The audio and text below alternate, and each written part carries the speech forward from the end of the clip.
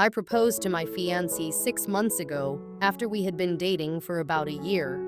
I knew in my heart that she was someone special, and I thought we were ready to take the next step. At first, everything seemed perfect. She was kind, loving, and attentive. I pictured us building a life together, a family that would blend seamlessly, including my daughter and her two daughters. I believed that, in time, our children would become like siblings, sharing laughter and memories together. When it came time to discuss wedding plans, I made it clear that I preferred a small, intimate ceremony. I saw it as a chance to focus on our love and the commitment we were making, rather than putting on a grand show. Besides, money was tight. I was raising my daughter, and my fiancé had her two girls. I thought a big wedding would be an unnecessary burden on our finances. But she wanted a large wedding with all the frills, a beautiful venue, a live band, fancy decor, the whole 9 yards. And she wanted me to foot the bill. I knew that I couldn't afford it, and I didn't think it was reasonable to spend so much when we had kids to provide for. I explained this to her, and at first, she seemed disappointed. I could see that she was upset. She had a vision for her dream wedding, and I wasn't quite fitting into it. But after a lot of back and forth discussions, we reached a compromise. I agreed to stretch my budget a bit more, and she agreed that we would split the wedding costs. It wasn't ideal for either of us, but I thought we could make it work. However, as we discussed the guest list, she made one request that caught me off guard. She wanted a no-kids wedding. She was adamant about it, saying she didn't want to deal with kids running around or causing disruptions during the ceremony. I hesitated because I wanted my daughter to be there. I imagined her standing next to me, sharing in one of the happiest days of my life. It hurt me to think that she wouldn't be included, but my fiancé was insistent, and I eventually relented, thinking it would keep the peace. In the months leading up to the wedding, I noticed that my fiancé didn't seem to be making much effort to bond with my daughter. I knew that blending a family takes time, so I wasn't expecting them to be best friends right away. But I did hope for more. Whenever I suggested they spend time together, she'd make excuses, saying she was busy with work or the wedding plans. I didn't want to force her, but I gently reminded her that it was important to me. My daughter was young, and she needed a positive relationship with the woman who was going to become her stepmother. Meanwhile, I watched how she interacted with her own daughters. They were very close, almost inseparable. She took them shopping, went on weekend outings, and spent quality time with them. I couldn't help but feel a pang of envy, wishing that my daughter could experience that kind of bond too. It was one of the reasons I had proposed. I wanted my daughter to have a bigger family and feel that sense of belonging. But the reality wasn't shaping up as I had imagined. One evening, 3 months into our engagement, I decided to address it directly. I sat down with her and shared my feelings. I explained how much my daughter meant to me and how I wanted her to feel included in our new family. I told her that, as we prepared to marry, I hoped she would try harder to connect with my little girl. I asked her how she would feel if the roles were reversed, if I treated her daughters with indifference. That seemed to get through to her, and she apologized, promising to put in more effort. Over the next 2 months, I noticed some small changes. She took my daughter out a couple of times for ice cream or a trip to the park. It wasn't much, but it was something. I tried to be understanding. The wedding day was getting closer, and I knew she had a lot on her plate. She seemed stressed, and I did my best to support her, helping with the planning and trying to take some of the burden off her shoulders. Still, in the back of my mind, I couldn't shake the feeling that my daughter wasn't truly being embraced as part of our new family. As the wedding date approached, my daughter started to ask more questions.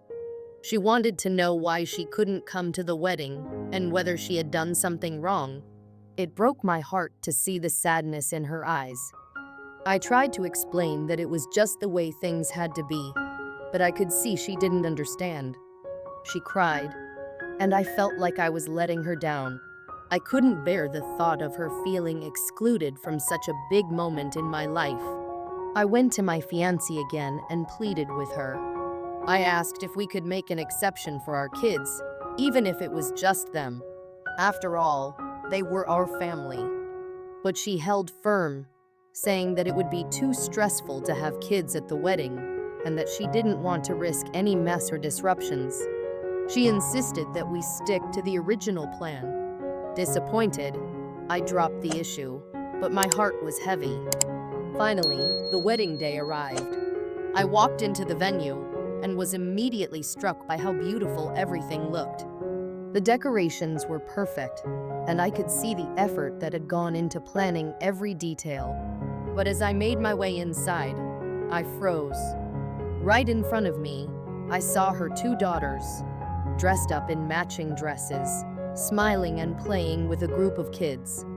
Her nieces were there too, all in fancy attire, running around and having fun. My heart sank, and then anger took over. I couldn't believe what I was seeing. This was supposed to be a no-kids wedding. I had asked no. I had begged my fiancé to let our kids be there, and she had refused. Yet, here were her daughters and nieces, all dressed up like it was just another family gathering. I felt like a fool. I walked out of the venue, fuming. I could hear the whispers of guests wondering what was going on as I stormed outside. Her sister came out after me, looking concerned. She asked what had happened, and I bluntly asked why there were kids at the wedding. She stammered, trying to come up with an excuse, but I didn't wait to hear it. I tried calling my fiancé, wanting answers, but she didn't pick up. About 10 minutes later, she arrived in a car with a confused smile on her face. As she walked up to me, I asked her, my voice shaking with anger, "Why are there kids at the wedding?" Her expression changed, and she stuttered, saying it was a last-minute decision. She claimed they couldn't find anyone to watch the kids, so she allowed them to come. I laughed bitterly, seeing through the lie. "Really? Last-minute decision?" I said, my voice dripping with sarcasm. "So, where did you get the matching dresses at the last minute?" She didn't have an answer.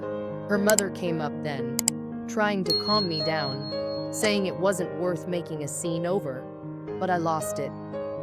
"How would you feel if my daughter was excluded while yours attended?" This was supposed to be a no-kids wedding, right? I asked, glaring at her. That shut her up. Her father, who had just arrived, seemed confused by the commotion. He asked his daughter what was going on, and she started to tear up. But I couldn't stop the flood of emotions pouring out of me. I looked my fiancé in the eye and said, "This isn't what I imagined when I proposed to you. You've hurt me, and you've hurt my daughter. I can't marry someone who would treat my child like she's not part of the family." She tried to apologize, reaching out to hold my hand, but I stepped back. I turned around, walked back into the venue, and took the microphone from the minister. My hands were shaking, but I steadied myself. I faced the small crowd of friends and family and spoke, my voice cracking with emotion. "I'm sorry, everyone, but there's been a change of plans. The wedding is off. I can't go through with this because I've just realized how little respect my fiancé has for my daughter and me. I won't stand for it." Gasps and murmurs spread through the crowd as my fiancé ran out of the room, humiliated. I followed her outside but didn't look back. I gathered my things and left with my best man, who had been my rock through all of this. He didn't say much on the drive home, but I knew he understood. He knew how much my daughter meant to me. When we got home, I found my daughter waiting, confused but hopeful. I just hugged her tightly, holding back my tears. We spent the whole day together, playing and talking. trying to forget the chaos of the morning. She asked a few questions at first, trying to understand why the wedding didn't happen, but then she stopped. It was enough for her to know that I was there with her. In the following days, I had to untangle the mess I'd left behind. I called the vendors, explained the situation to friends and family, and sorted out the practicalities. But the emotional aftermath was the hardest part. I couldn't shake the feeling that I had made a huge mistake by proposing too soon. I had been so caught up in the idea of love and family that I had ignored the reality of our situation. I packed up my fiance's things and left them outside her houses. I couldn't face her again. I felt hurt, betrayed, and angry. I realized I had built this idealized vision of what our life could be without acknowledging the significant challenges we faced as a blended family. It was as if I had been wearing blinders, thinking that love alone would make everything work. After a week, she called me, but I didn't answer. I wasn't ready to face her or the flood of emotions that would come rushing back. I spent time with my daughter, focusing on her happiness, but I could feel the weight of the situation lingering in the background. I knew I had to address it eventually, but right now, I needed to protect my heart and my daughter's feelings. After a few weeks, she reached out again. This time, I decided to answer. We arranged to meet at a local coffee shop. As I walked in, I was filled with apprehension. Would she try to convince me to take her back? Would she deny everything that happened on our wedding day? I didn't know what to expect. She looked different when I arrived. There was a heaviness in her eyes, and her shoulders seemed to slump under the weight of the situation. She opened her mouth to speak, and I braced myself for the excuses I was sure would come. But instead, she surprised me. "I'm so sorry," she said, her voice trembling. "I didn't mean to hurt you or your daughter. I was caught up in my own dreams and didn't think about how it would affect you too. I should have listened to you." Her honesty struck me. It wasn't the response I had anticipated. We sat across from each other, and I felt a mix of anger and sympathy. I wanted to scream at her for what she had done, but there was a part of me that still cared. "I just wanted a family," I said, struggling to keep my voice steady. "I wanted us all to be together, but it feels like you never wanted my daughter in the picture. How could you not see that?" She looked down at her hands, and for a moment, I thought she might start crying. "You're right. I was selfish. I wanted everything to be perfect for my girls, but I neglected your daughter in the process. I didn't see it until it was too late." We talked for a long time, unraveling the misunderstandings and hurt that had built up between us. There were no easy answers or quick fixes. It became clear that we both had to make significant changes if we were ever going to move forward together, especially if we still wanted to create a family.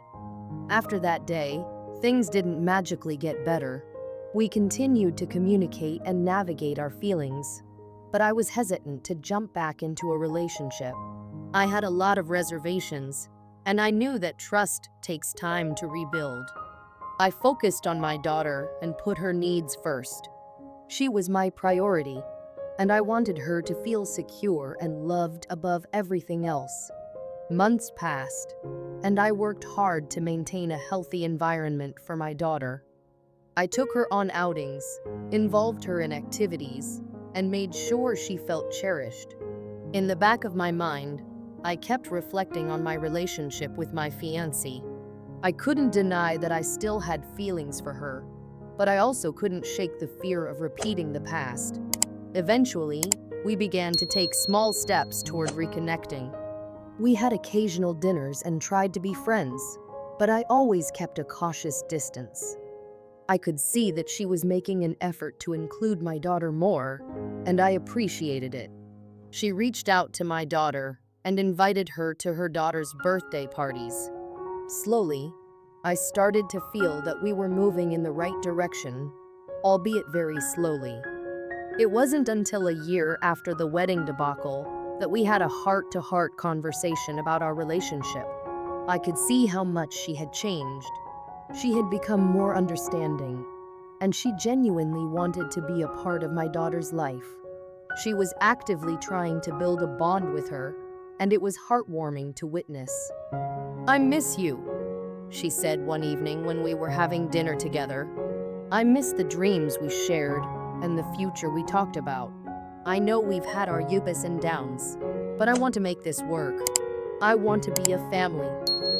Her sincerity struck a chord deep within me. I still had love for her, and seeing her effort to connect with my daughter melted some of the ice I had built around my heart. I wanted to give her another chance, but I also wanted to be sure that we were truly ready for it. "I miss you too," I admitted, "but we can't rush into this. It's going to take time for us to rebuild what we lost. We need to be sure that we're doing this for the right reasons, and that our kids are involved every step of the way." We both agreed to take it slow. We started dating again, making sure to include our children in our outings. We began working together as a team, focusing on creating a positive environment for all of us. We had family dinners where both of our girls were included, and it felt like we were slowly blending our lives together. Over the next few months, I noticed a significant change in our dynamic. My daughter was happy to be included, and I could see the relationship between her and my fiance blossoming. They began to develop their own bond, going on outings together while I took care of her daughters. It was a step in the right direction. Looking back, I realized that the challenges we faced had forced us to confront our expectations and desires honestly. We had to learn that blending families is a complex process that requires patience, understanding, and open communication. It wasn't easy, but it was necessary. One day, as we were all sitting together for dinner, I looked around the table and felt a sense of peace wash over me. My daughter was laughing, and my fiancé was sharing stories with her daughters. I could see that we were beginning to create a new family unit. It wasn't perfect, but it was real, and it was ours. As we continued to work on our relationship, I couldn't help but feel a renewed sense of hope. I learned that love isn't just about grand gestures or beautiful weddings. It's about understanding, compromise, and building a life together one day at a time. Ultimately, we decided to take our time, and when the moment felt right, we discussed the idea of getting engaged again. This time, we agreed to involve our children in the planning process, ensuring they felt included and valued. It wasn't just about us anymore, it was about creating a family. And so, our journey continued. We faced challenges together, but we were learning to navigate them as a team. With every passing day, I grew more confident in the choices we were making. I knew that whatever the future held, we would face it together with love, patience, and determination. As I reflect on that tumultuous day, I realize that it wasn't just about the wedding that never happened. It was about the lessons we learned along the way. We discovered the importance of communication, the need for empathy, and the power of love to heal and transform our lives. In the end, we became not only partners, but also co-parents, and our daughters became sisters. Together, we built a home filled with laughter, love, and understanding. And while the road wasn't always easy, it was ours full of growth, learning, and the promise of a brighter tomorrow.